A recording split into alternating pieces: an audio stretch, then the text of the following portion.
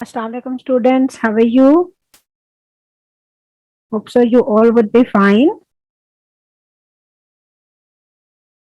अच्छा, जो second part यहाँ पर हमने देखा है ब्लड का, राइट? ब्लड का जो सेकंड पार्ट है that is the solid part which is 45%। और सॉलिड पार्ट में हमारे पास ब्लड सेल्स आते हैं, red blood cells, white blood cells and platelets. We have discussed this liquid part. अब हम इसके सॉलिड पार्ट को डिस्कस करते हैं। यहां तक किसी को बेटा कोई इश्यू,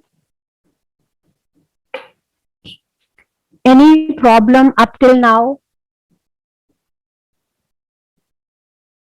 चलें, अब हम आगे मूव करते हैं सॉलिड पार्ट की तरफ। सॉलिड पार्ट में जो फर्स्ट हमने कंपोनेंट करना है, they are the red blood cells. Red blood cells को हमने चैप्टर नंबर 1 में डिटेल में स्टडी किया हुआ है, राइट? अच्छा, अब इनका जो फंक्शन है बेटा, they transport oxygen from one part of the body to the other part, ठीक है?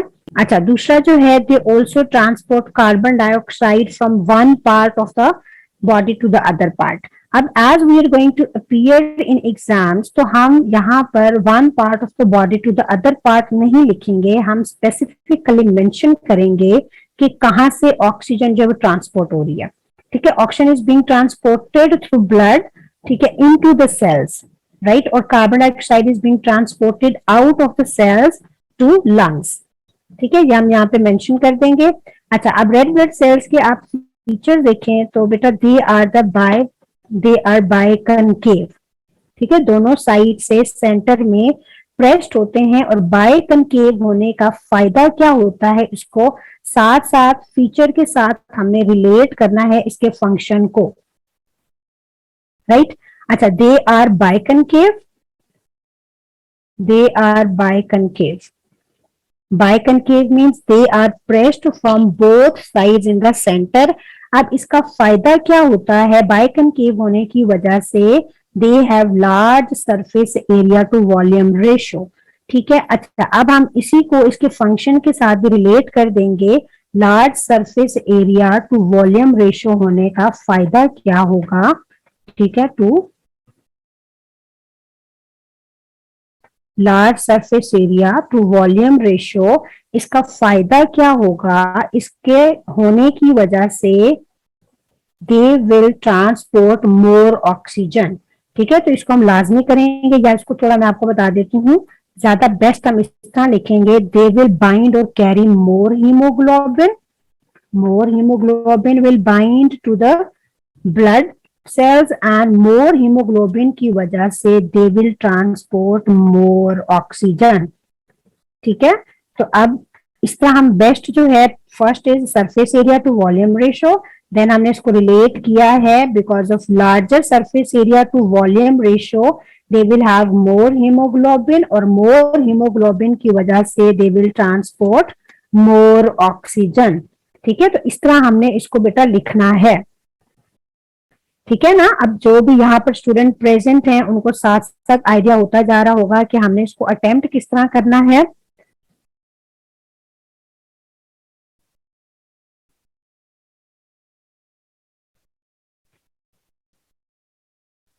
नो मिस अभी तक? चलें, थैंक यू सुमाप बेटा, गुड।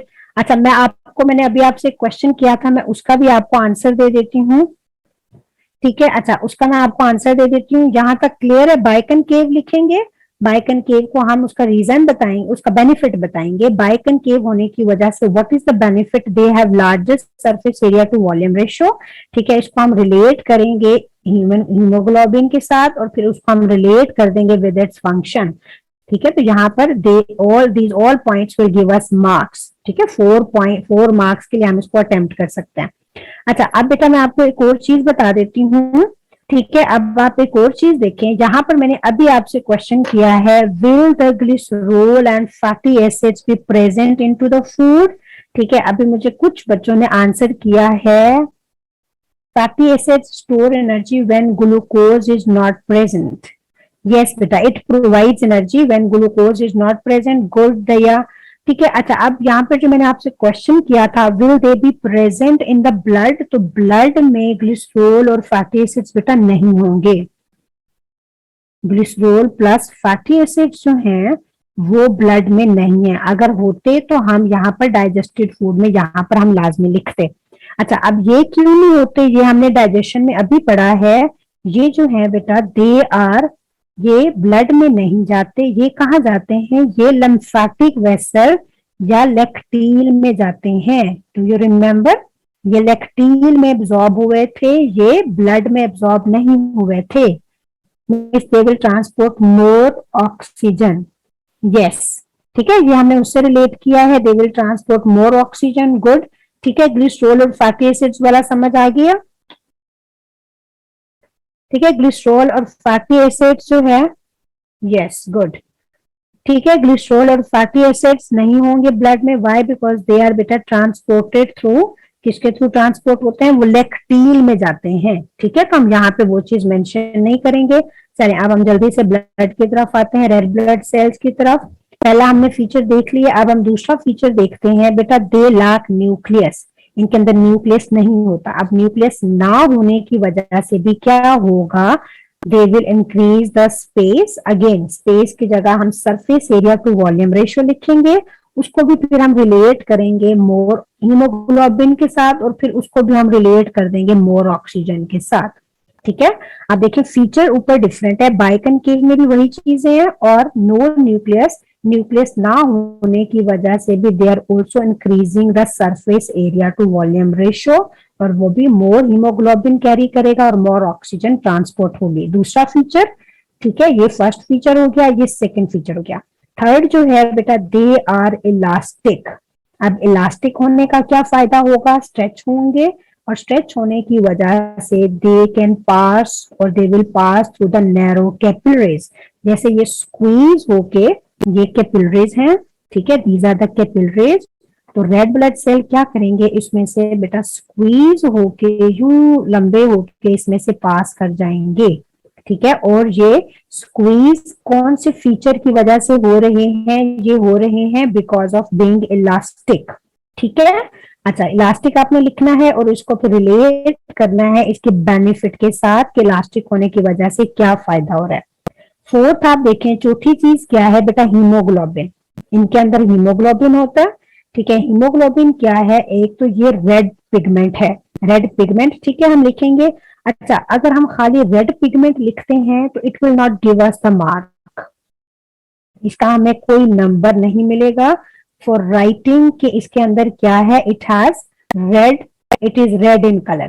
तो हमने जो मेन इंपॉर्टेंट चीज है वो क्या है, हीमोग्लोबिन जो है, हीमोग्लोबिन इज द मेन, जैसे यहाँ पर हमने लिखा है हीमोग्लोबिन बेटा ट्रांसपोर्ट करता है। ठीक है, रेड पिगमेंट है वो भी लिख दें, दैट्स गुड, बट जो इसका हमने मेन फंक्शन है वो लिखना है, it transports oxygen, it transports oxygen.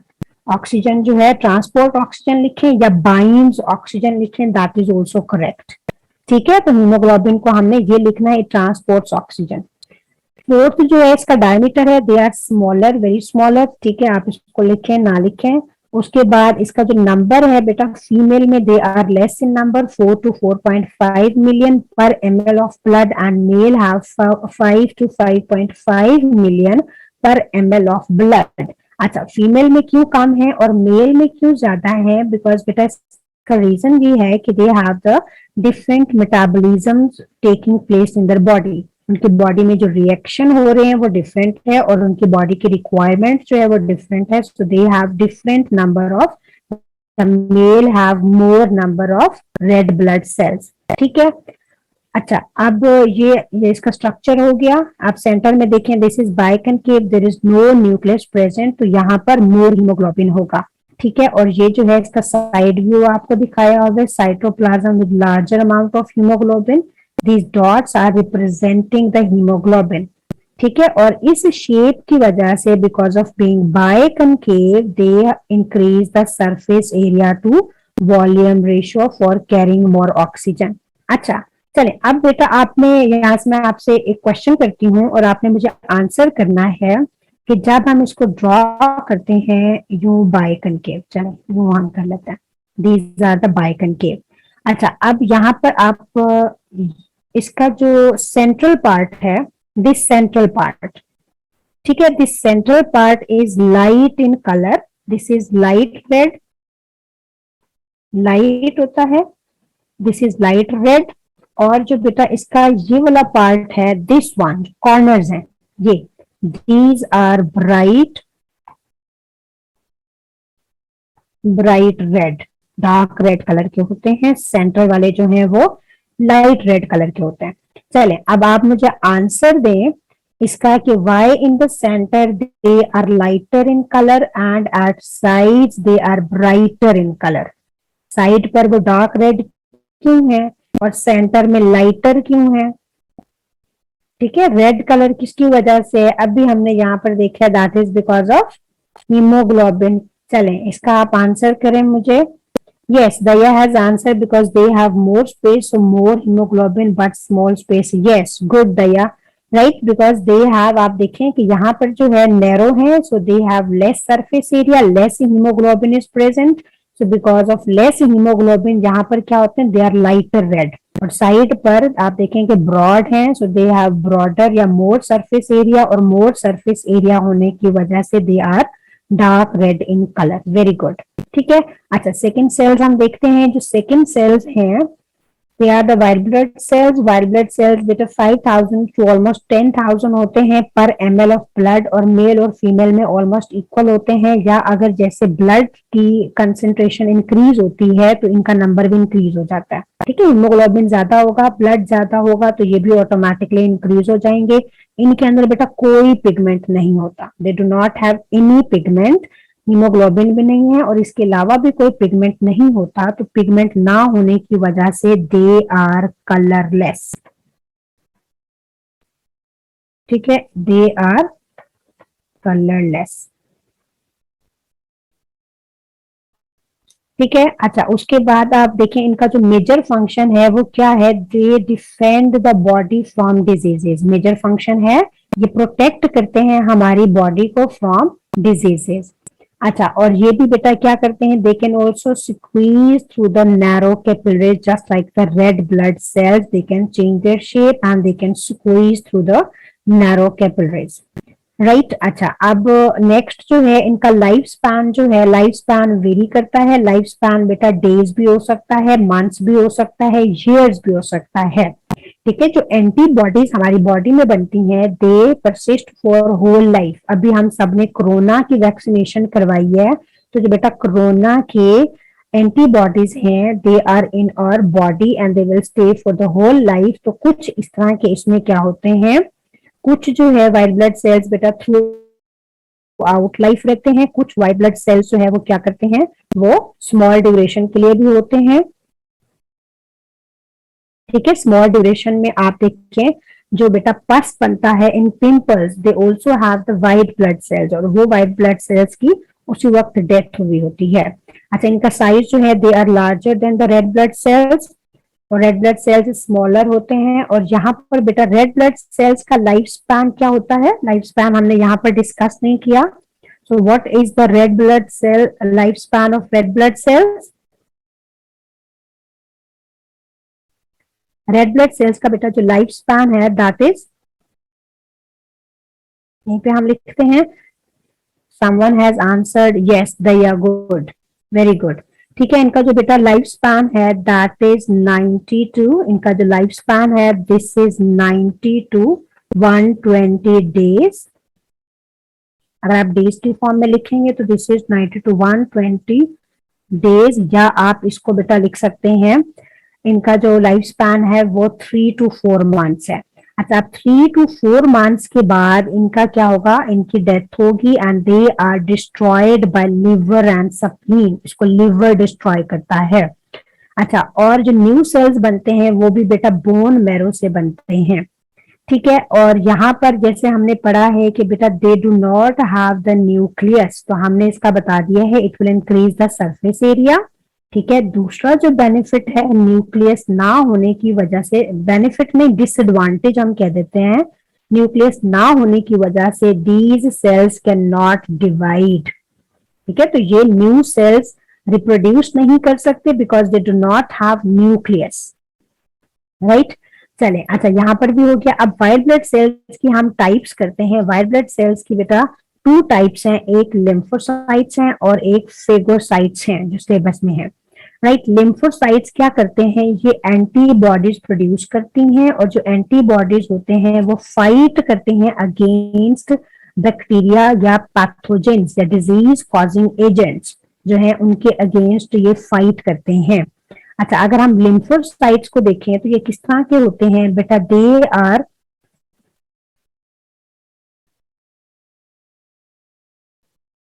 अच्छा लिम्फोसाइट्स जो है बेटा ये लार्जर हैं, इस तरह राउंड ही होंगे और इनमें क्या होता है, इनका न्यूक्लियस बड़ा होता है साइज में। दे have the larger nucleus and they have smaller cytoplasm.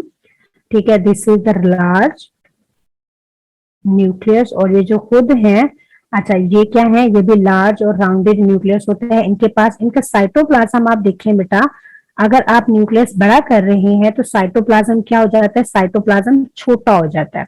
तो हम ओवरऑल कहते हैं कि इनका साइटोप्लाज्म स्मॉलर है in ratio to the nucleus. Nucleus आप देखें बड़ा है तो cytoplasm as compare to the other cells cytoplasm smaller हो जाता है। ठीक है, अच्छा और एक और चीज आप यहाँ पर देखें, इनके अंदर बेटा क्या होता है, इनका जो साइटोप्लाज्म होता है वो ए ग्रैन्युलर होता है। That is a, right, that is the A granular cytoplasm. ठीक है, ए ग्रैन्युलर क्या है, ए ग्रैन्युलर साइटोप्लाज्म जो होता है इसको आप क्लियर साइटोप्लाज्म भी कह सकते हैं। That is the clear cytoplasm. ठीक है, अच्छा क्लियर और ए ग्रैन्युलर क्या है, क्लियर और ए ग्रैन्युलर का मतलब है कि साइटोप्लाज्म के अंदर ग्रेन्स नहीं होंगे। चले मैं यहाँ आपको बताती हूँ।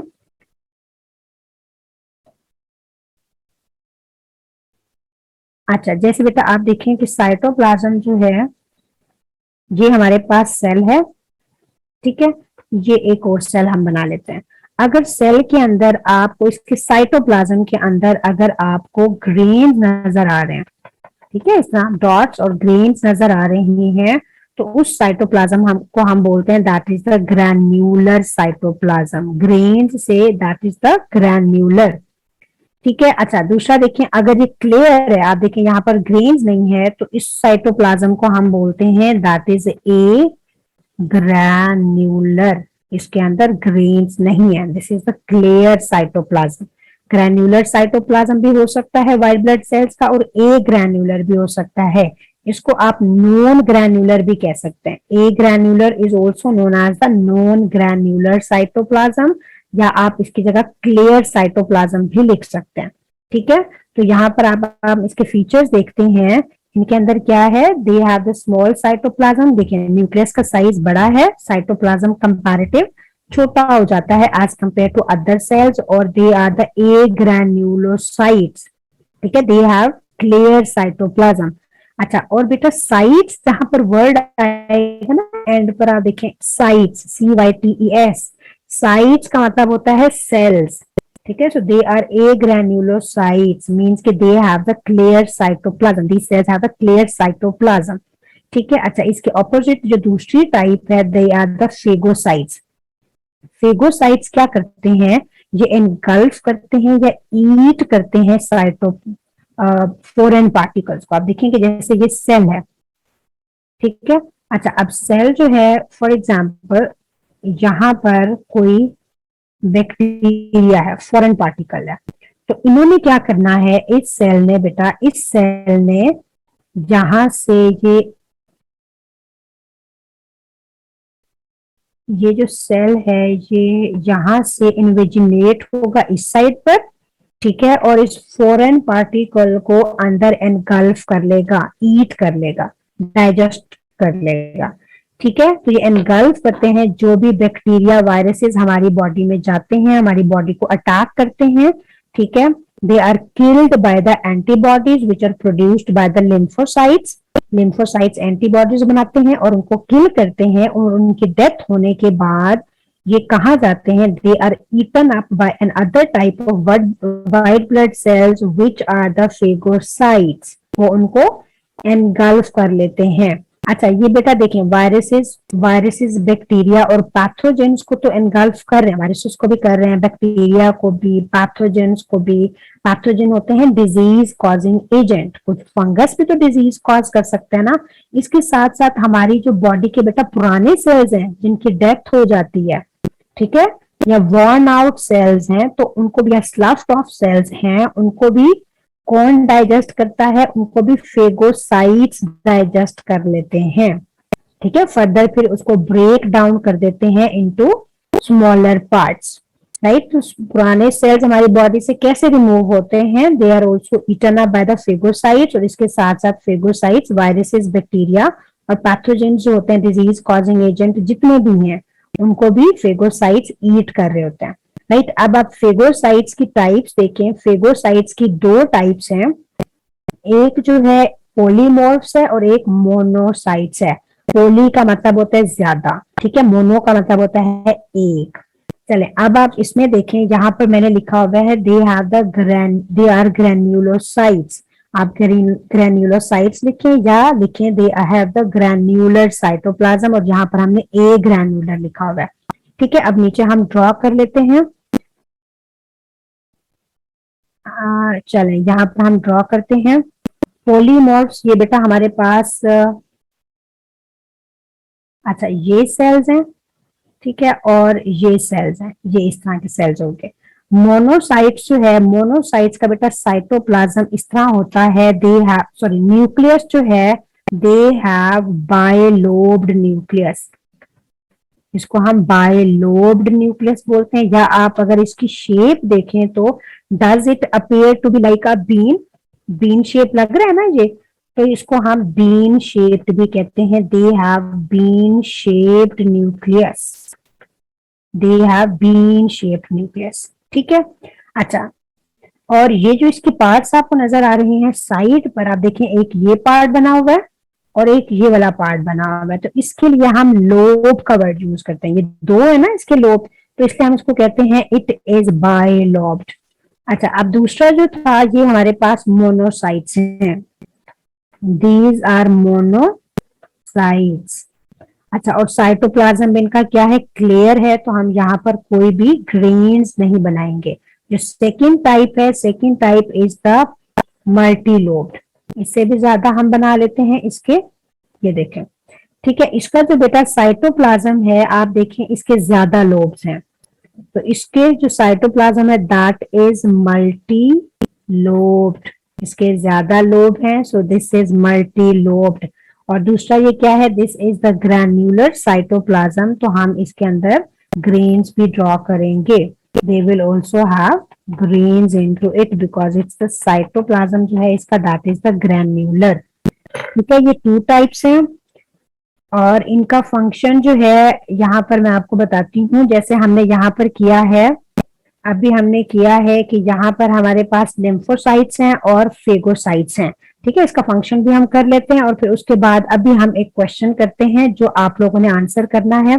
तीसरा जो बेटा सॉलिड पार्ट है वो हम करते हैं, सॉलिड पार्ट जो है दैट इज द प्लेटलेट्स। एक हमने रेड ब्लड सेल्स किए हैं, दूसरे व्हाइट ब्लड सेल्स किए हैं, जो थर्ड है that is the platelets. Platelets cell हम नहीं कहते बेटा, हम कहते हैं कि these are the fragments of the cell. एक सेल होता है ना, सेल के अगर आप ये स्मॉलर पार्ट्स कर दें तो दीज आर द फ्रेगमेंट्स, और प्लेटलेट्स को हम कहते हैं दीज आर द फ्रेगमेंट्स।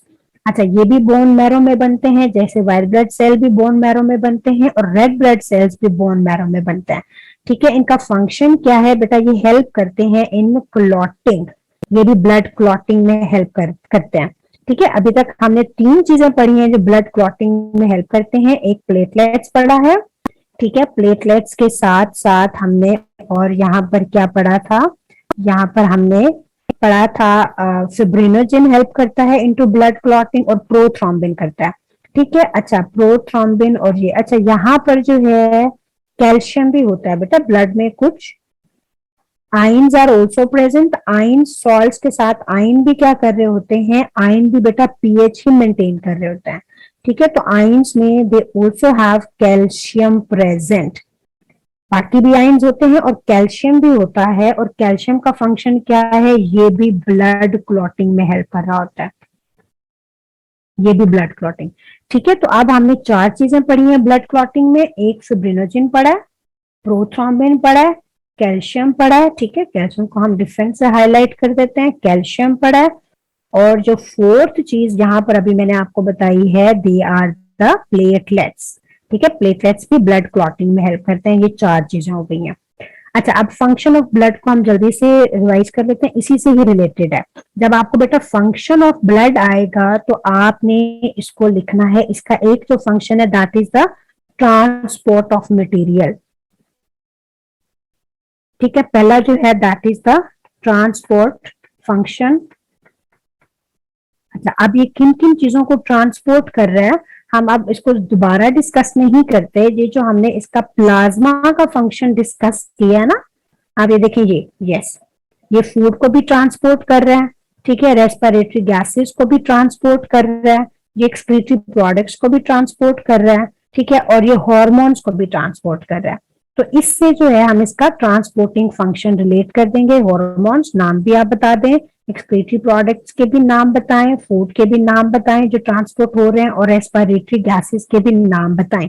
अच्छा, अब हमने इसको फंक्शन में लिखना है, तो फंक्शन में हम बताएंगे कि ये कौन से पार्ट से कौन से पार्ट तक ट्रांसपोर्ट हो रहा है। फूड जो है वो स्मॉल इंटेस्टाइन से लिवर तक जाता है, फिर लिवर से हार्ट, और फिर हार्ट से पूरे बॉडी के सेल्स में जो है वो ट्रांसपोर्ट हो रहा है। तो हम यहाँ पे मेंशन कर देंगे ऑर्गन्स को, हमारा आंसर बेस्ट हो जाएगा। गैसेस में भी हम बताएंगे कि जैसे कार्बन डाइऑक्साइड है वो सेल्स से लंग्स तक आ रही है, और ऑक्सीजन जो है वो कहाँ से जा रहा है, वो लंग्स से हार्ट, और फिर हार्ट से हर सेल तक ट्रांसपोर्ट हो रहा है थ्रू ब्लड। ठीक है, जो हमने डिस्कस कर लिया है इसको हम ट्रांसपोर्ट में यहाँ पे डिटेल में लिखेंगे। अच्छा, जो सेकंड फंक्शन है बेटा इसका, that is the defence function. इसको आपने अभी गौर से सुनना है, बिकॉज अभी मैंने आपसे क्वेश्चन करना है इसी से रिलेटेड। अच्छा, इसका जो सेकंड फंक्शन है दैट इज द प्रोटेक्शन। ये प्रोटेक्ट कर रहा होता है। अच्छा, प्रोटेक्शन में ये कैसे कर रहा होता है, एक यहाँ पर अभी हम देखते हैं। एक तो बेटा ये क्लॉटिंग के थ्रू हेल्प कर रहा होता है, ब्लड क्लॉटिंग। जब क्लॉटिंग होती है तो क्लॉटिंग में क्या होता है, इंजरी होती है, तो इंजरी में क्या होता है, ब्लड लॉस का चांस होता है, ब्लीडिंग होती है। ब्लीडिंग की वजह से देयर इज द चांस कि ब्लड लॉस हो जाएगा। तो ब्लड लॉस कैसे प्रिवेंट होता है, that is prevented by clotting. Clot बनेगा इंजरी के ऊपर, सील बन जाता है, that prevents the extra blood from being leaked out, और उसकी वजह से भी हमारी बॉडी क्या होती है, प्रोटेक्ट होती है। अब क्लॉटिंग का यहाँ पर हम देखते हैं क्लॉटिंग होती कैसे। क्लॉटिंग के लिए बेटा जो डैमेज्ड टिश्यूज हैं, ठीक है, ये डैमेज्ड टिश्यूज, इसके साथ साथ जो प्लेटलेट्स हैं ये, और इसके साथ साथ बेटा जो प्लेट, इसको हम साइड पे कर लेते हैं बिकॉज ये थोड़ा सा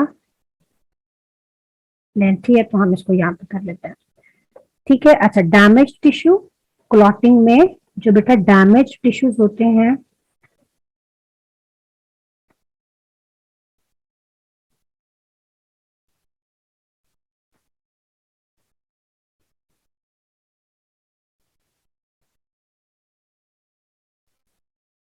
ठीक है, डैमेज टिश्यूज, और डैमेज टिश्यूज के साथ साथ क्या होगा, जो दूसरी चीज होती है, जो प्लेटलेट्स हमने पढ़े हैं, प्लेटलेट्स।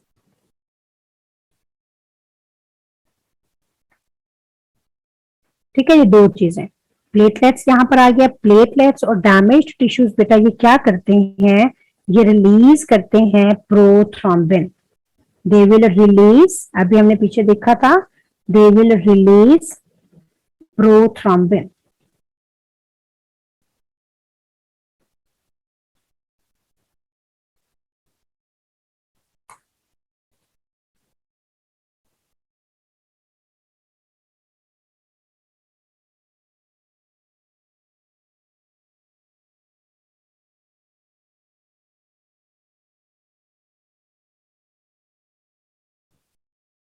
अच्छा, ये बेटा जो डैमेज टिश्यूज और प्लेटलेट्स हैं, इन्होंने रिलीज करना है थ्रोम्बोकाइनेज। थ्रोम्बोकाइनेज के आई। अच्छा, ये थ्रोम्बोकाइनेज क्या चीज है, इसके एंड पर देखें क्या चीज आ रही है।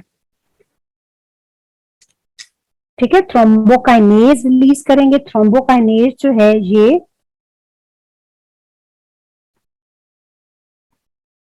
प्रोथ्रोम्बिन, अभी हमने पढ़ा था ना, prothrombin is present into the blood, तो ये प्रोथ्रोम्बिन को कन्वर्ट कर देगा इनटू थ्रोम्बिन।